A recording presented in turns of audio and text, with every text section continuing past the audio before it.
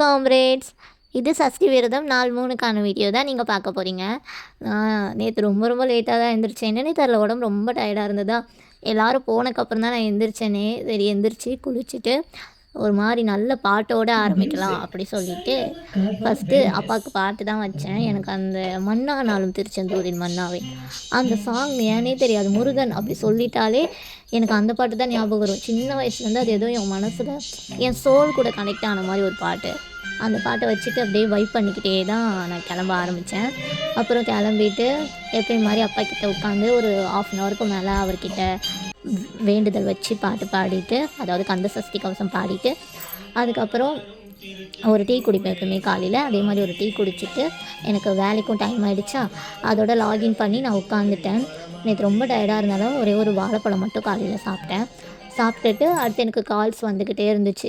அப்படியே நான் அட்டென்ட் பண்ணி பேச ஆரம்பிச்சிட்டேன். அது முடிச்சுட்டு ஆஃப்டர்நூன் மேலே எங்கள் அம்மா எனக்கு, நான் ஒரு பொழுது தானே சொன்னேன், ஸோ நான் ஆஃப்டர்நூன் சாப்பிடுவேன்.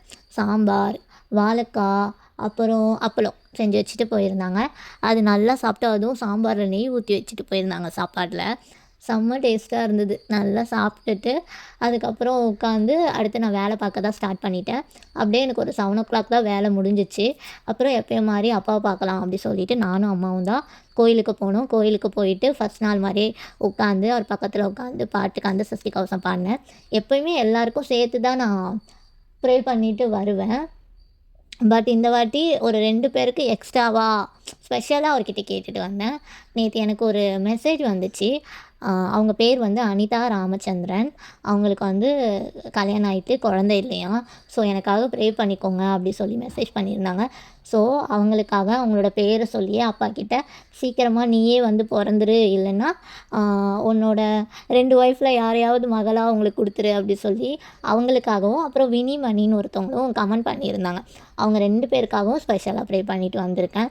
இந்த வீடியோ பார்க்குற யாரெல்லாம் கந்த சஷ்டி கவசம் விரதம் இருக்கீங்களோ அவங்க எல்லாரும் அவங்களுக்காகவும் கொஞ்சம் ப்ரே பண்ணிக்கோங்க. மற்ற எல்லாரோட ப்ரேயர்ஸும், அவங்களோட ஆசைகள், அவங்களோட கஷ்டம் எல்லாமே சரியாகணும்னு சொல்லி நான் கடவுள்கிட்ட ப்ரே பண்ணிட்டு வந்திருக்கேன். நீங்களும் எல்லாருக்காகவும் ப்ரே பண்ணிக்கோங்க. நேற்றும் எல்லா நாள் மாதிரியும் நல்லா தான் முடிஞ்சிச்சு.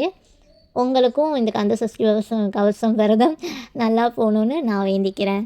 பாய். இன்னொரு நாள் இன்னொரு வீடியோவில் பார்க்கலாம். டாட்டா.